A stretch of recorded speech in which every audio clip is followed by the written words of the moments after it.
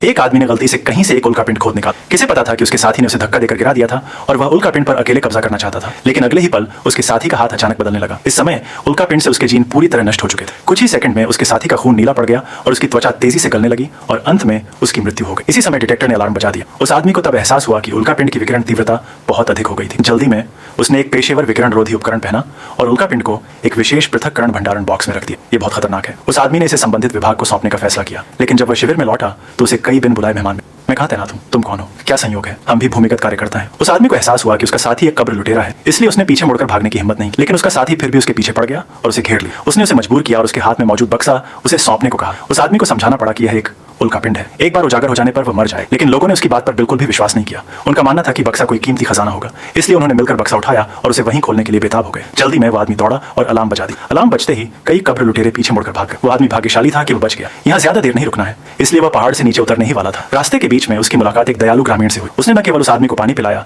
बल्कि उसे यह भी याद दिलाया कि पहाड़ से नीचे जाने वाला रास्ता एक उल्का पिंड से नष्ट हो गया था। उस आदमी के पास गांव वाले के घर रात बिताने के अलावा कोई चारा नहीं था। गांव वाला बहुत दयालु था और उसने उस आदमी को बढ़िया शराब और मांस खिलाया। लेकिन अगले दिन जब वो आदमी जागा तो उसने खुद को बंधा हुआ पाया। उसे अभी अभी एहसास हुआ कि उसने पिछली रात जो खाना खाया था उसमें कुछ गड़बड़ थी। अप्रत्याशित रूप से गांव वाले को भी वह डिब्बा पसंद आ गया और वह उसे अपना बनाना चाहता था। उस आदमी ने उसे डिब्बा न खोलने की चेतावनी देने की पूरी कोशिश की, अन्यथा परिणाम भयानक हो। लेकिन लालची गांव वाले ने उसकी बात नहीं सुनी। वह डिब्बा खोलने के लिए बेताब था। जैसे ही उसने अपना हाथ अंदर डाला उसे तुरंत कुछ गड़बड़ महसूस हुई। अफसोस की बात है कि अब बहुत देर हो चुकी है।